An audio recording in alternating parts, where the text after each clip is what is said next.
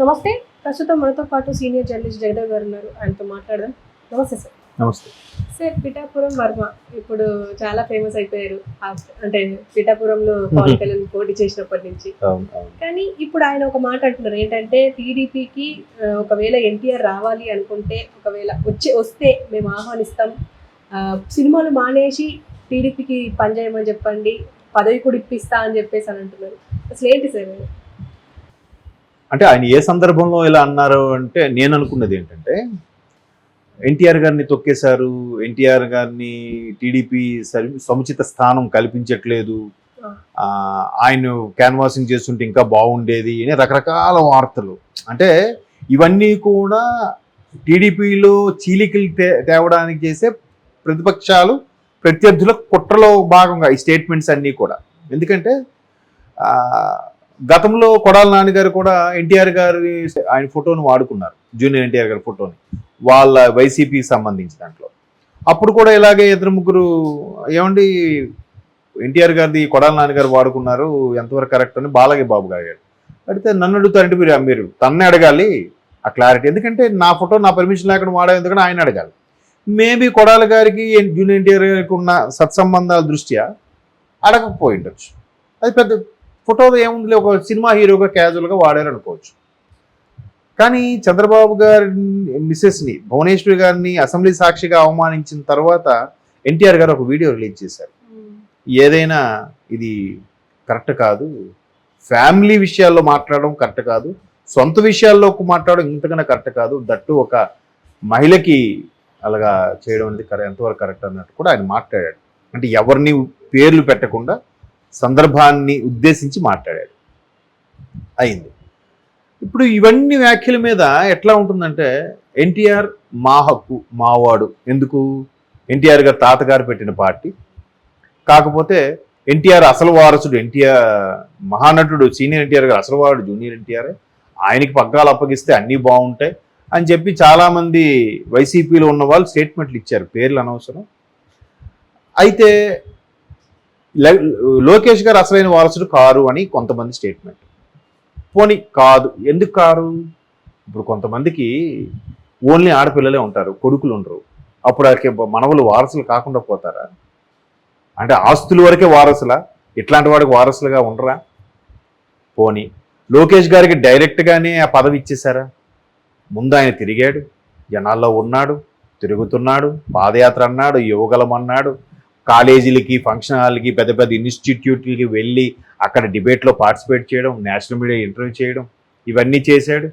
మొదట్లో పప్పు శుద్ధ వేస్ట్, మాటలు రావు, వీడే నాయకుడు అది ఇది అన్నారు, దాన్ని మేకోవర్ అయ్యాడు, మార్చుకున్నాడు, మనిషి తగ్గాడు. ఎన్ని ఎన్ని ఎన్ని చేంజెస్, ఎన్ని అవమానాలు. పొద్దున్న లెగిస్తే 2019 ముందు ఆల్మోస్ట్ ఆయన మినిస్ట్రీ ఇచ్చిన తర్వాత విపరీతమైన ట్రోల్స్ చేశారు ఆయన మీద. అవునా? మరి అవన్నీ అవమానాలుగా. కానీ ఆయన తట్టుకొని నిలబడి తిరిగాడు, జనాల్లోకి వెళ్ళాడు, ఆ స్క్రిప్ట్ లేకుండా మాట్లాడాడు, వాడు ఎవడే క్వశ్చన్ అడిగినా సమాధానం చెప్పాడు కదా. మరి అలా ఇక్కడ అక్కడ ఎవరైనా చెప్పగలుగుతా అలా కెరీర్ స్టార్ట్ చేసి ఇప్పుడు ఒక నాయకుడిగా అనిపించుకుంటున్నాడు. మరి ఎన్టీఆర్ గారు 2009లో క్యాన్వాసింగ్కి వచ్చారు, చేశారు, ఆ తర్వాత యాక్సిడెంట్ అయ్యింది, ఇది అయిపోయింది. బట్ ఎన్టీఆర్ ఎప్పుడు చెప్పినా కూడా ఈ కట్టి కాలే వరకు తాతగారు పెట్టిన పార్టీకి అంకితం, వేరే పార్టీకి థాటే లేదు అని చెప్తారు. ఎందుకంటే ఆ కుటుంబ సభ్యులు వేరే తీర్థం పుచ్చుకోవడానికి ఛాన్సే లేదు. ఇప్పుడు కేటీఆర్ గారు ఉన్నారు, కేటీఆర్ మిగతా ఎవరైనా పార్టీ మారచ్చు, కానీ కేటీఆర్ గారు మారితే మారరు ఉండదు కూడా. రాహుల్ గాంధీ ఉన్నారు, ఇంకెవరైనా ఈ పార్టీకి బీజేపీలోకి లేదా సిపిఐలోకో సిపిఎంలోకో తృణమూల్లోకో యాప్లోకో వెళ్ళొచ్చు, ఆమ్ ఆద్మీ పార్టీలోకో. రాహుల్ గాంధీ గారు వెళ్ళారుగా. అలాగే ఎన్టీఆర్ గారు కూడా వేరే పార్టీ గురించి ఆలోచించ ఇదే లేదు. అయితే వీళ్ళందరూ ఆయన తొక్కేశారు, లోకేష్ని హైలైట్ చేయడానికి చేశారు అన్నట్టు మాట్లాడారు. ఎందుకు? మీరు అన్నట్టు వస్తే ఎవరు కాదంటారు? దేవుణ్ణి స్టార్ట్ చేస్తే ఎవరు ఇవ్వకుండా ఉంటారు చెప్పండి? వాళ్ళకి ప్లస్సే కదా, సినిమా మేనియా కూడా యాడ్ అవుతుంది కదా. పవన్ కళ్యాణ్ గారు వచ్చిన తర్వాత కొంత ఇండస్ట్రీకి ఫేవర్గా ఉన్నది చాలా వరకు వచ్చింది. సినిమాలు మానేసి రావాలి అని చెప్పేసి అన్నారు. మరి అంతే కదమ్మా. ఇప్పుడు పవన్ కళ్యాణ్ ఉన్నారమ్మా, ఉస్తాద్ భగత్ సింగ్, ఎన్ని పెండింగ్లు ఉన్నాయమ్మా? హరిహర వీరమల్లు, ఓజీ, ఈ 3 పెండింగ్లు ఉన్నాయి, ఇంకా రెడీగా ఉన్నారు కథలు. ఇవే ఇంకా అవ్వలేదు, పూర్తి అవ్వలేదు. ఏమ్మా, ఉస్తాద్ భగత్ సింగ్ ట్రైలర్ రిలీజ్ చేశారు ఎలక్షన్ ముందు కూడా, అది కూడా బోల్డ్ వర్క్, పెండింగ్ వర్క్ ఉంది, పోస్ట్ ప్రొడక్షన్ వర్క్ ఉంది, ఓజు పోస్ట్ ప్రొడక్షన్ వర్క్ ఉంది, అది షూటింగ్ కొన్ని షెడ్యూల్స్ ఉన్నాయి. హరిహర వీరమల్లు అయితే ఒక షెడ్యూల్ ఉంది, ఇంకొక 2 షెడ్యూల్ మిగిలిపోయాయి. ఎంత ప్రొడ్యూసర్స్కి ఎంత నష్టం అమ్మా. ఈలోగా మనిషి పర్సనాలిటీ చేంజ్ అయిపోవచ్చు, మనిషి లావ్ అయిపోవచ్చు, ఫేస్ కట్స్ చేంజ్ అయిపోవచ్చు, మళ్ళీ పాతవన్నీ మళ్ళీ రీషూట్ చేసుకోవాలి.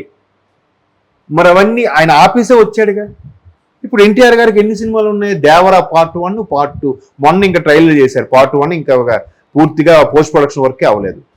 దేవరా పార్ట్ 2 ఉంది, ప్రశాంత్ నీల్ సినిమా ఒకటి ఉంది, ఇంకా ఆయన ఇంకో సినిమా ఉంది, డైరెక్టర్ పేరు గుర్తు రావట్లేదు, అదొక సినిమా ఉంది. ఇవన్నీ సైన్ చేసేసి ఉన్నాడు ఆయన. సారీ, ఏంటది, వార్ 2 బాలీవుడ్ సినిమా ఉంది. ఎప్పుడు అవుతాయమ్మా?